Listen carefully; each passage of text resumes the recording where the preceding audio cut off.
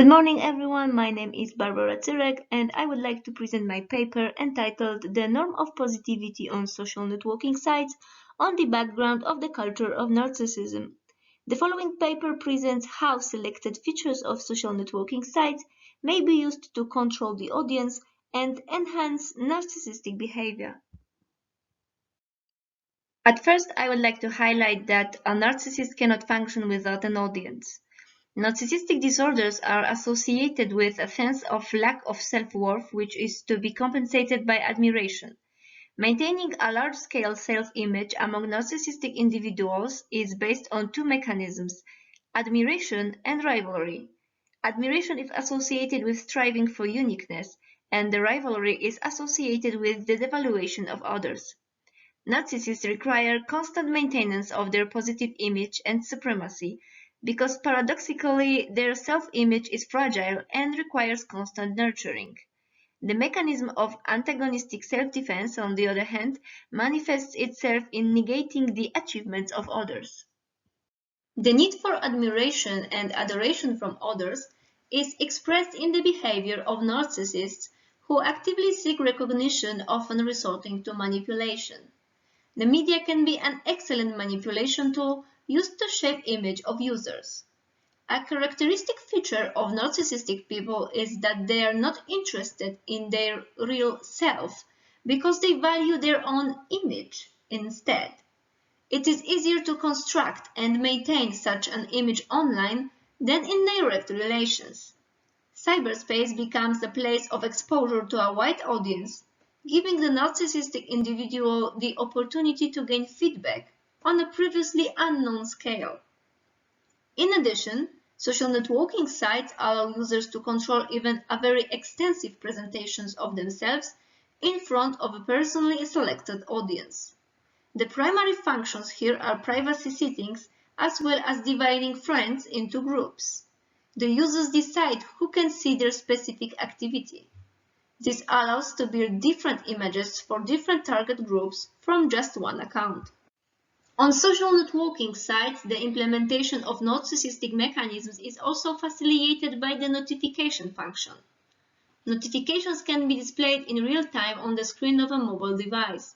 This corresponds to the narcissistic regulation of the self, which is realized in the constant readiness to detect opportunities to confirm one's own positivity and advantage over others.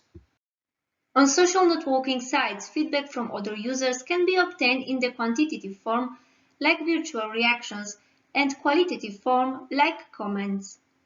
Virtual reactions are symbols imposed by websites functioning in the universe of a given website, which reflect the specific attitudes of users towards the content published there.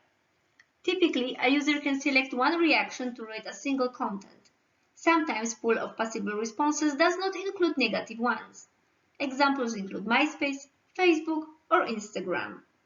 Facebook users, until 2016, could only react by liking particular content. Platform positioned better the content that had more virtual likes, but not all topics were suitable for liking.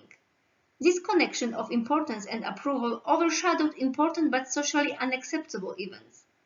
Many users demanded the "I don't like" button in order to be able to get involved in disseminating the content and express disapproval at the same time.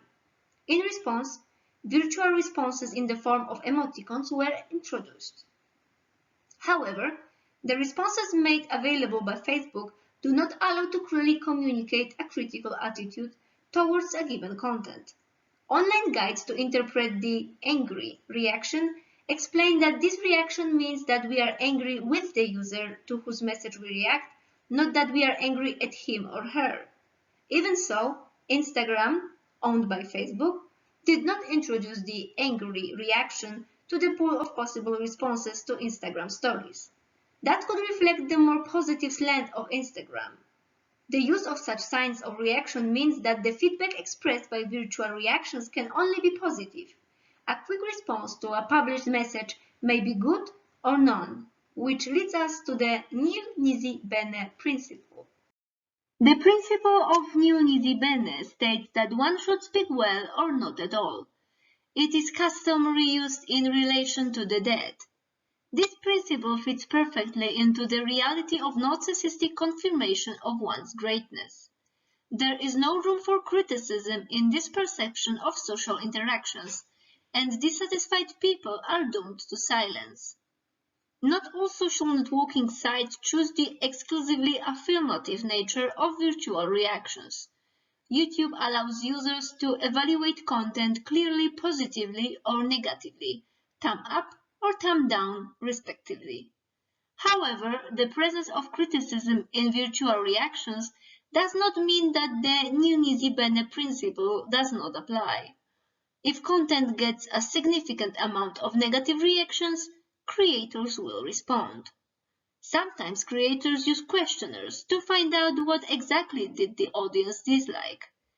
There are also very critical reactions of creators who demean their viewers, criticize them for ingratitude or lack of taste. Such behavior is part of the narcissistic mechanism of antagonistic self-defense, because people with a critical attitude are depreciated.